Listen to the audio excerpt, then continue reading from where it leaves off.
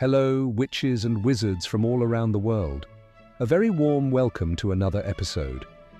Today, we will explore one of the darkest and most feared places in the wizarding world, the grim prison of Azkaban. In this episode, we will delve into various aspects of this macabre prison. We will talk about the mysterious island where it is located, when exactly this prison was built, who was responsible for its creation, and of course, where this shadowy island truly lies. Azkaban is often described as a true nightmare, a place that many compare to the depths of hell. To be honest, no witch or wizard would want to end up there, not even in their worst nightmares. The very name Azkaban carries a sense of terror and desolation. Interestingly, the name was inspired by the combination of Alcatraz, a famous prison in the Muggle world, and Abaddon, which in Hebrew means place of destruction, or even more chillingly, the depths of hell. But how did such a terrifying place come to be? Where did this island, shrouded in darkness, originate? Surrounded by so many mysteries, was the island always a magnet for dark magic from the very beginning? And before the prison was built, what existed on this isolated piece of land? Well, as you know, here we don't beat around the bush, so let's get started. The truth is, before the arrival of the dark wizard known as Ecrizdis, the island where Azkaban was built was nothing more than an ordinary piece of land, with nothing particularly special about it. When we talk about the great dark wizards in history, Ecrizdis isn't one of the most remembered, but after this video, he will likely be the first name that comes to your mind. This is because he was responsible for some of the cruelest and most terrifying practices of dark magic ever known. Some even consider him more cruel than Voldemort himself. Little is known about Ecrizdis's life, other than that he lived in the 15th century and was the pure embodiment of evil. Even his nationality remains a mystery. No one knows his origins or where he was born. What we do know is that he was the first human, and certainly the first dark wizard, to set foot on the island that would one day become the most feared prison in the magical world. During his travels in the 15th century, Ecrizdis stumbled upon this island, which at the time was nothing but rocks and desolation. Even so, he saw in that isolated place the perfect setting for his dark experiments. Without wasting any time, he began filling the island with dark magic spells, turning it into a true laboratory for his macabre tests. One of the first spells he cast was a powerful concealment charm, which made the island disappear from the sight of anyone. Only Ecrizdis was capable of locating it intentionally, which gave him total control over the place and the freedom to practice his terrible dark arts without being disturbed. Because of this powerful concealment charm, the island of Azkaban never appeared on any map, whether Muggle or magical. Its exact location remains a mystery, but we know it lies somewhere in the icy waters of the North Sea, a branch of the Atlantic Ocean located between countries such as Great Britain, Denmark, Norway, Germany, the Netherlands, Belgium, and France. It was there that the true decay of the island began. Ecrizdis wasn't content with just hiding the place. He turned that isolated piece of land into a deadly trap. His next step was to lure Muggle sailors to the island using unknown means to draw them closer. These unsuspecting sailors became victims of his cruel experiments. Ecrizdis would capture them, and what followed was horrifying. He tortured them in unimaginable ways, using his vast and dark skills in dark magic to prolong their suffering. But to carry out these horrific acts, Ecrizdis needed a suitable location. It didn't take long for him to erect a massive fortress on the island. This construction, meant to be the heart of his evil experiments, was dark and imposing, frightening enough to terrify even the most experienced wizards. The fear the fortress inspired was so intense that it seemed to be an extension of Ecrizdis's own malevolence. This was the dark routine of the island for many, many years, a place where countless victims lost their lives amid indescribable pain. However, this constant practice of torture and murder took its toll even on Ecrizdis. The dark wizard, who was already disturbed from the start, began to lose control of his own mind. Madness took hold of him irreversibly, driving him even deeper into dark magic. In this state of complete insanity, many believe that Echrizdis was responsible for creating the first Dementors. These dark and terrifying creatures as we know them today would, according to some theories, be the result of the tormented souls of the sailors he tortured.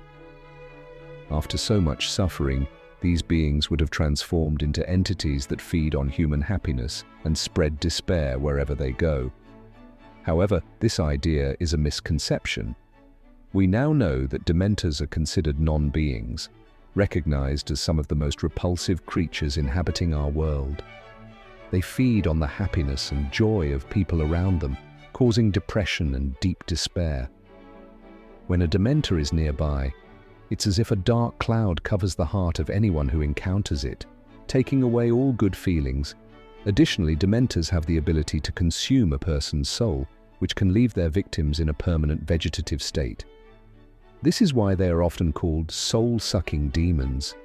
The consequences of an encounter with these creatures are devastating, as they can leave a person in total emptiness, without emotions, without happy memories, just an echo of who they once were. And so, the presence of the Dementors transformed the island of Azkaban into an even more terrifying place. They left nothing but pain and suffering in their wake. It wasn't until the dark wizard Echrizdis died that the concealment charms he had cast over the island began to weaken. When this finally happened, the island revealed itself to the magical world as a massive fortress, amplified by Echrizdis' dark magic. Out of nowhere, Azkaban appeared on the horizon, sparking the curiosity of the Ministry of Magic. The authorities at the time decided to send a team to investigate the dark fortress of Azkaban. However, what they found inside was so horrifying that the wizards who dared to enter refused to speak about what they had seen. What was known was that the prison was completely infested with Dementors, who seemed to have made the island their permanent home. The presence of these terrifying creatures left many wizards alarmed. Many believed that the only solution was to destroy the island and the fortress immediately. However, there were those who feared the consequences of driving the Dementors out of their home. These beings were already incredibly powerful and nearly impossible to kill. The idea that they might seek revenge if forced to leave the island caused deep unease. Additionally, there was concern that if the fortress were destroyed, the Dementors could spread to nearby areas, leaving a trail of despair and suffering in their wake. The fear of what might happen if these creatures were released loomed over the wizarding community, and the uncertainty about the safety of the magical world made the situation even more alarming. It was a difficult choice to keep the fortress and its horrors, or to risk a freedom that could bring even more devastating consequences. Furthermore, experts in dark magic believed that the fortress of Azkaban itself had become impregnated with the pain and despair generated over the years, turning it into an almost living entity capable of avenging any attempt at destruction. For this reason, the Ministry decided to abandon the island, leaving it in the hands of the Dementors, who continued to grow in number. The island remained isolated for many years until something changed. With the creation of the International Statute of Wizarding Secrecy in 1689, the magical world distanced itself from Muggles once and for all. This treaty required witches and wizards to live in hiding, forming their own secret communities for mutual protection. It was in this context that Damocles Roll, the second official Minister of Magic, made an important decision. Roll, who succeeded Ulick Gamp, had a very harsh stance toward Muggles, which was reflected in his policies. Although his government was controversial and he was eventually forced to resign due to excesses, he left a significant mark on history. One of his legacies was the realization that the system of imprisoning witches and wizards at the time was inadequate. Security in existing prisons was flawed, and with the growing magical population, a more effective solution was needed. It was at this point that Azkaban, with its dark fortress and the Dementors that inhabited it came to be seen as the answer to the Ministry of Magic's security problems. Before Azkaban became the primary location for imprisoning witches and wizards, prisons were scattered across various locations. They were small magical jails in villages and towns, each with its own issues. The Ministry of Magic began to realize that these prisons posed serious security risks. Frequent escape attempts led to magical explosions, unpleasant odors, and even light displays that drew unwanted attention from Muggles. In response, the idea of building a prison on an isolated island to avoid these incidents emerged. The project seemed like a sensible solution, and plans for this new prison were already being drafted when Damocles Roll took office as Minister of Magic in 1718. It's worth noting that the International Statute of Secrecy had been introduced almost 30 years earlier, in 1689, and the debate over wizarding prison security had been ongoing for quite some time. However, upon taking power, Roll decided to scrap the plans for a new prison. Instead, he chose to use the existing infrastructure of Azkaban. Roll was an authoritarian with a strongly anti-Muggle stance, and his rise was fueled by the anger many wizards felt at being forced to live in secrecy, hidden from Muggles. To him, the fortress of Azkaban, with its Dementors, was the perfect solution. Why build a new prison when we already have Azkaban? That was his vision. Roll saw the Dementors, who already infested the island, as a strategic advantage. He considered them natural guards who would save resources, labor, and expenses for the Ministry of Magic.